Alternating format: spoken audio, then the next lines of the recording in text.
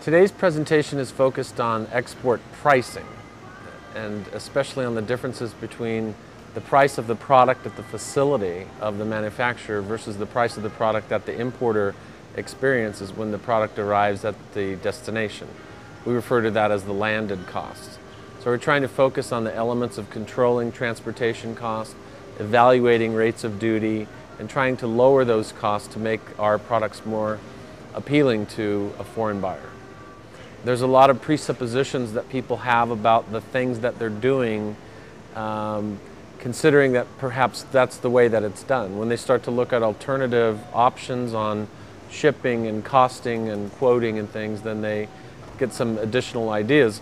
For people that are new to exporting, obviously there's a lot of vocabulary and processes and procedures that they've never heard of. And because they've never heard of them, they don't realize how important they may be once they start to actually execute transactions. And there's a lot of products that are made in Minnesota that can serve just about any food and agricultural need in the world. So because of that strength and the diversity of the product, because of that core competency that the state has in its food production, it still is able to compete in foreign markets because it can produce value-added products at a lower cost than many countries could produce them themselves. We're talking about the Caribbean today for an example. It's a very large market for U.S. products. We have upwards of a 90% market share in most of the islands. And the reason is they don't have much land to be able to graze cattle and to grow wheat and corn and so forth. So they're very dependent upon us for the commodity, but they're also very dependent upon us for the value-added product that those commodities represent. So we're talking about, in bulk form, it could be wheat. In an intermediate form, it could be wheat flour. And in a consumer-oriented form, it could be a wheat cracker. Those are different levels of products that the state has available that other countries are certainly in need of. In addition to the fact about the population, we represent, with only 5% of the world's population, we're about 25% of the world's market in purchasing power parity, which means in addition to 95.5% of the population not being here, 75% of the purchasing power parity around the world is also outside the United States. And it's a surprise to me often what type of products end up in different countries. There's the coal to Newcastle joke, there's the selling ice to Eskimos joke. We export a lot of wine to France, for example. We buy a lot of seafood from Chile, but we actually export a lot of seafood there. It's a matter of tapping into consumer preferences, that it's great to be able to buy local, but there's a very strong brand identity and particularly a country of origin identity. A lot of people prefer American products because they're made in America. There's an automatic credibility that it gets as far as its quality and certainly its sanitary conditions that it's produced under. And the fact that it's made in the USA in many cases is not only a status symbol to people because it's a finely produced imported product, but they know that it's going to be made in good condition and probably shipped in good condition and get to them in a way that other products coming from other countries might not. So because we're here in the Twin Cities area, we have one of the busiest airports in the world that you can get to just about anywhere from here, one way or the other. And because of that, you can ship cargo just about anywhere from here, as well as being a passenger. Well, what follows that is the industry of shipping grows with that ability to get things out of here, not only by air, but by sea freight. And intermodal shipment stations are all around here where people are able to take containers on truck beds or in rail cars and load them at their own facilities, get them back to the train depot to put them on a train to send to any port that it needs to get to in the United States to get to its ultimate destination.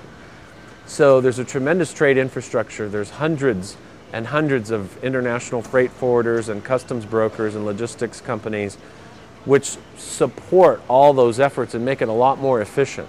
And compared to a lot of other states where there isn't such a tremendous trade infrastructure, it makes the inland freight movement of their products a lot more expensive because there's not a lot of people to help them, and it's going to go a long way without very much assistance.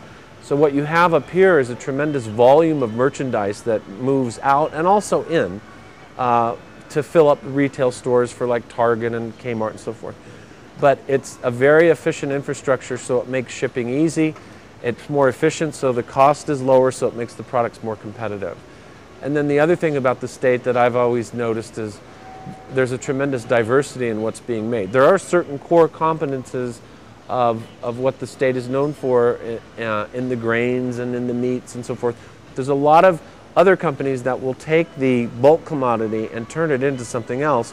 That added value is going to create more economic impact as far as additional manufacturing jobs, but also there's a economic impact of all the people who supply the paper and the packaging and the food coloring and the advertising and promotion. So it creates its own industry, really, that there's the export of all these type of products is a big part of the overall food industry in the area. Well, the thing about the Caribbean, I would say the first important point to know is that the forecasts for the growth in trade over the next 5 years is hemispheric. And although there's certain exemptions where there's been tremendous growth in countries such as Vietnam, and certainly in China, Japan and Hong Kong continue to grow. But what we have in our own hemisphere is an increase in free trade agreements.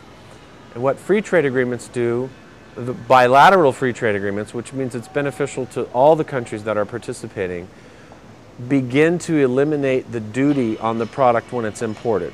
Some people refer to that as a tariff as well. So if the duty in some of the Caribbean and Central and South American countries start at 40%, and within 5 years they're at 20%, and within 10 years they're duty-free, obviously our products are becoming less expensive to them. And we've seen an immediate impact upon signing free trade agreements with the Central American countries that are part of what's called CAFTA-DR, Central American Free Trade Agreement with the Dominican Republic. They are in the Caribbean.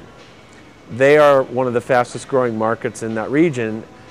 They've had a tremendous economic run-up like most countries over the last 10 years, but the duties there were traditionally so high that they didn't buy very much American product. One of the advantages that we have with a lot of those countries is that they have a very large expatriate community in the United States. So a lot of people from there live here. There's a lot of people going back and forth. It's very easy to travel between the two countries. And because of that, there's an increased knowledge in brands and labels and origin. That's very similar to what's happening in Vietnam. And Vietnamese were very exposed to our brands, of course, during the 60s and 70s. And there was a period where we weren't trading very much. But our products are very well respected and in high demand there as a preference to other imported products. One reason is the tremendous Vietnamese expatriate community in the United States, in Minnesota and certainly in California, where a lot of these people are now taking advantage of the increased trade opportunities and their language skills and their cultural skills by getting involved in it now. So that type of pattern always creates new opportunities in markets, especially when there's a reduction in duties. So the free trade agreement of the Dominican Republic and the ascension of Vietnam into the World Trade Organization is doing something very similar to a free trade agreement. Being a member of the World Trade Organization does not eliminate duties on the products, but every year it continues to scale them down until what we're looking for is the average consumer being able to afford a U.S. product in a grocery store or convenience store or perhaps in a food service outlet. It's perfectly natural to be apprehensive about entering into the export business. There's a lot of intangible things that you have to deal with. There's a lot of abbreviations and acronyms that you may have never heard before, but that information's available. There are a number of resources that are available to help companies from the very beginning to any level of experience, but certainly at the beginning it can appear overwhelming, it can be daunting. We've seen a number of companies come from that point to now exporting to 2 or 3, 4 countries and looking back and saying, boy, I'm sure glad I did this. We've expanded our business 20 or 30%. It is worth the effort and you can do it. It's just a matter of finding the right resources, getting the right information, and getting the proper support that's available to you right now to pursue it.